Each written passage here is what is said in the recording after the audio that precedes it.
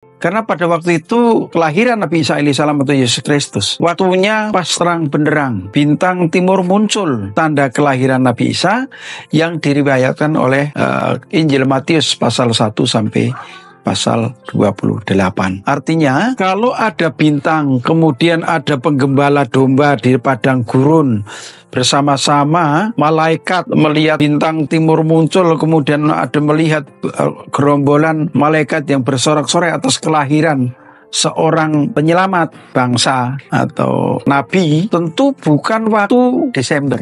Jadi untuk kelahiran Yesus tanggal 25 Desember itu kebohongan. Alhamdulillahilladzi arsala rasulillahi bilhaq. Asyhadu an la ilaha illallah wahdahu la syarikalah wa asyhadu anna Muhammadan abduhu wa rasuluh. Allahumma sholli wa sallim ala sayyidina Muhammad wa ala alihi wa sahbihi ajma'in, amma ba'du. Qala Allah ta'ala fil kitabil karim, a'udzu billahi minasyaitonir rajim. Qul huwallahu ahad, Allahus samad, lam yalid wa lam yulad wa lam yakul lahu kufuwan ahad, amma ba'd. Para pemirsa masjid cerdas yang dirahmati Allah, mari kita sama-sama panjatkan syukur kehadirat Ilahi Robbi bahwa pada saat ini kita mendapatkan kebaikan dari Allah. Semoga salawat juga salam selalu terlimpah atas junjungan Nabi kita Muhammad, bagi keluarganya, sahabatnya, insyaallah syafaatnya bagi kita sekalian yang selalu menjalankan sunnah-sunnahnya. Sahabat ngaji cerdas yang dirahmati Allah, kenalkanlah, nama saya Agustinus Riwire Pragilewibowo, tinggal di Yogyakarta pada hari ini bersama-sama dengan Lembaga Pengabdian Muslim Insan Mulia dan Forum Arimatea Yogyakarta mendapatkan amanah untuk menjalankan benteng akidah bagi masyarakat Muslim minoritas. Yang kedua, marilah kita sama-sama merenungkan apa yang sudah terjadi dan akan terjadi. Saya dulu adalah mantan misionari dari Gereja Presbyterian Internasional Injili di Indonesia, yang kebetulan waktu itu saya ditugasi oleh Pendeta Chong Wan Sin dari Misi Internasional Korea Selatan untuk koordinator penginjilan wilayah Jateng DIY. Nah, pada hari ini kami bersama-sama dengan tim tadi yang sudah saya sebutkan mengulangi, tapi dalam bentuk membentengi akidah-akidah teman-teman yang dulu pernah kita dakwahi sebelumnya. Nah, tentang tanggal 25 Desember dijadikan hari kelahiran Nabi Isa alaihissalam atau Yesus Kristus, itu adalah merupakan kebodohan dan kebohongan. Kenapa? Karena pada waktu itu kelahiran Nabi Isa alaihissalam atau Yesus Kristus, waktunya pas terang benderang, bintang timur muncul, tanda kelahiran Nabi Isa yang diriwayatkan oleh Injil Matius pasal 1 sampai pasal 28. Artinya kalau ada bintang, kemudian ada penggembala domba di padang gurun, bersama-sama malaikat melihat bintang timur muncul, kemudian ada melihat gerombolan malaikat yang bersorak-sorai atas kelahiran seorang penyelamat bangsa atau nabi, tentu bukan waktu Desember. Karena Desember adalah di wilayah Nazaret sana, itu musim salju. Musim salju ada orang menggembalakan domba di tengah malam, di padang rumput. Itu tidak masuk akal. Berkaitan dengan itu juga ada kalimat di dalam nyanyian Natal itu, Yesus anak Daud. Ini beberapa pendeta berkunjung ke tempat saya dan diskusi dengan saya. Saya tanya tentang itu, jawabannya nihil. Tidak ada yang mengatakan, oh itu benar itu. Wah enggak, ini mesti dalil. Dalih, bukan dalil. Yang dia jawab adalah, wah itu kan anak rohani. Anak rohani karo anak sing ora rohani piye itu. Nah, kan ya benar itu, ya. Yang namanya disebut itu bocah itu. Misalnya kita ya, Ustadz Yayat itu. Oh itu cah Bandung. Itu boleh. Itu orang Bandung. Itu boleh. Tapi bukan berarti naik Ustadz Yayat itu bin Bandung. Yang bisa dipatokan menjadi apa, bin dan binti itu ada darah biologis mengalir di dalam tubuh Yesus. Yesus itu Ibnu Maryam, tidak punya ayah. Jadi untuk kelahiran Yesus tanggal 25 Desember itu kebohongan. Kemudian yang kedua, bahwa ini ada kaitannya juga dengan istilah sekarang ada lagi muncul Hari Mualaf Dunia. Tahun 2017 kami tim Arematea itu melakukan Kernas ya? Oh, apa Munas itu di Bali? Munas di Bali. Nah, ada salah satu teman usul gimana kalau hari tanggal 25 Desember itu dijadikan hari mualaf. Di dalam internal Arematea sendiri waktu itu kontradiktif karena menyangkut harga diri organisasi lain. Tapi setelah ada pertimbangan tertentu, kemudian juga ada beberapa forum mualaf yang dikelola oleh Arematea juga mengatakan tidak masalah karena ini hanya waktu dan tanggal saja, tidak menyangkut identitas mereka. Maka kami sepakat untuk meluncurkan tanggal 25 Desember ini jadi hari mualaf sedunia. Itu dilakukan di Makassar waktu itu. Nah, kenapa itu terjadi? Kemudian ada unsur dari pihak tertentu mengatakan itu kedunguan. Ya geleme dhewe ya sekarang dialah mau ngomong apa itu mau mulut-mulutnya dia sendiri gitu. Dan kita juga punya argumen bahwa ini adalah hak kami. Mualaf gitu. Mau menjadikan tanggal jadinya mualaf itu kapan, itu hak kami. Jadi tidak ada unsur dari hak-hak lain. Kami mualaf memutuskan bahwa hari jadi mualaf itu adalah tanggal 25 Desember. Jadi tidak ada unsur, wah itu nyerobot sana, nyerobot sini, nggak ada. Jadi kalau Ade Armando mengatakan itu kedunguan, ya sing dungu ya Ade Armando itu. Dia kurang piknik. Kemudian diadakan di waktu perayaan Natal itu ada pohon cemara, kemudian dikasih kapas, pernak-pernik dan sebagainya. Itu sebenarnya cuma ilustrasi, mengalihkan pandangan kepada umat, juga sebagai hiasan saja. Karena dianggapnya itu pada waktu itu musim gugur. Jadi sisa-sisa saljunya itu masih ada yang nempel di pohon cemara itu. Ya kalau Desember kok musim gugur kemudian salju nempel, itu katanya kok ya tidak pas. Tidak pas. Yang pas itu justru malah pohon cemara penuh dengan salju, tertutup oleh salju.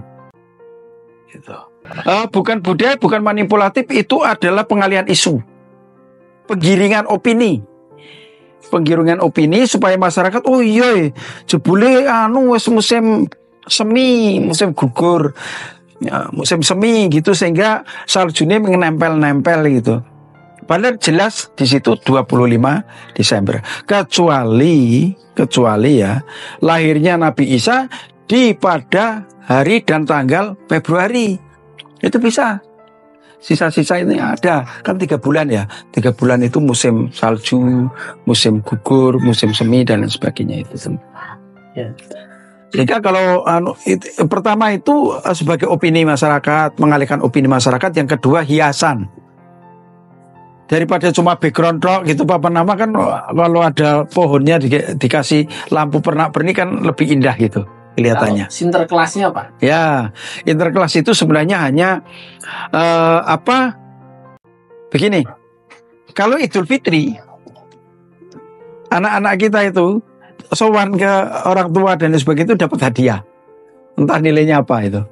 Sinterklas itu menggambarkan bahwa hari Natal itu penuh keberkahan sehingga ada yang membawa hadiah untuk anak-anak itu. Jadi ya istilahnya yang beda. Kalau kita sowan ke bini sepuh, anak-anak kecil itu dapat angpau, ya THR-an lah kalau anak-anak sekarang itu. Kalau datang ke rumah saya juga menu Pade, THR-nya putih gitu. Kita kasih dan nilainya berapa, 20.000 atau 10.000 gitu. Nah kalau di gereja itu dalam bentuk dikemas, dalam bentuk dagelan. Itu tuh kan sebenarnya kayak lawak gitu ya. Kayak lawak dengan berpakaian badut, kemudian membawa hadiah kepada anak-anak. Tapi itu bukan ajaran dari Bukan. Alkitab, Pak? Tidak ada. Tidak ada di dalam kitab juga tidak ada. Enggak sampai bodoh subuh toh. Dicari dari kitab Kejadian sampai kitab Wahyu nggak ketemu itu. Sinterklas dan Natal itu ya? Ya, Sinterklas Natal itu hanya sebenarnya adat atau tradisi yang dilakukan oleh orang Roma. Bukan, begini ceritanya. Pada waktu itu kegalauan di Eropa dan Amerika itu sangat tinggi tentang degradasi umat terhadap kepercayaan batin atau ketuhanan. Karena galau itu jualnya sudah tidak laku, karena pada waktu itu yang dijual itu kan Dewa Matahari. Ternyata Dewa Matahari tidak mampu menembus salju,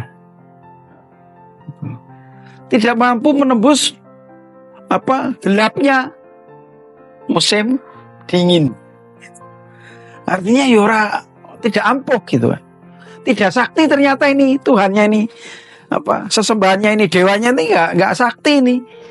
Nah akhirnya di dalam masyarakat itu ada kegalauan, kemudian ada sedikit pemberontakan dan lain sebagainya, sehingga para tokoh-tokoh pada waktu itu mendapatkan ilham tentang Yesus lahir tanpa Bapa ini, yang diyakini oleh orang-orang Eropa dan Amerika itu sebagai Tuhan, anak Tuhan, maka diselundupkanlah di situ.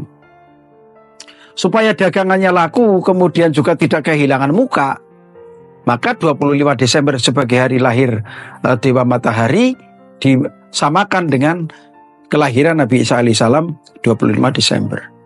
Ini sebenarnya strategi dakwah.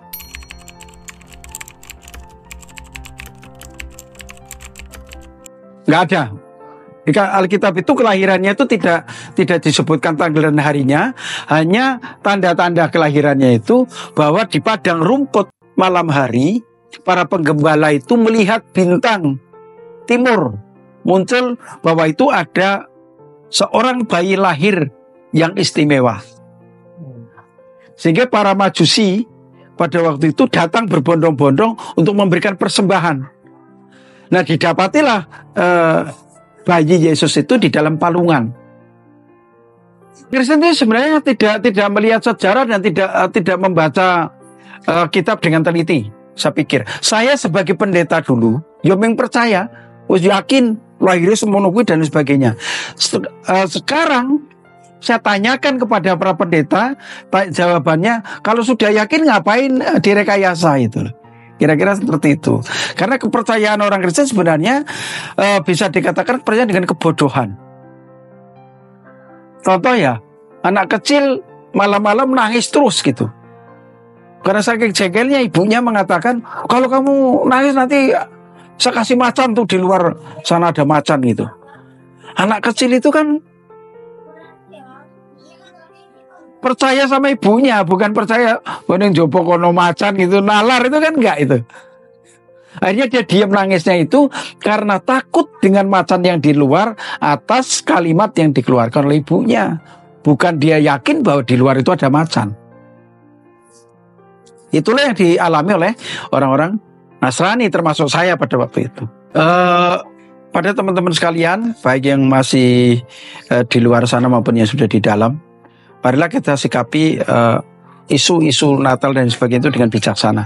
Pertama, paling tidak kita bisa meluruskan bahwa Natal itu lahirnya Nabi Isa alaihissalam bukan bulan Desember. Sesuai dengan analisa dogma mereka juga tentang ada pohon cemara, kemudian ada sisa-sisa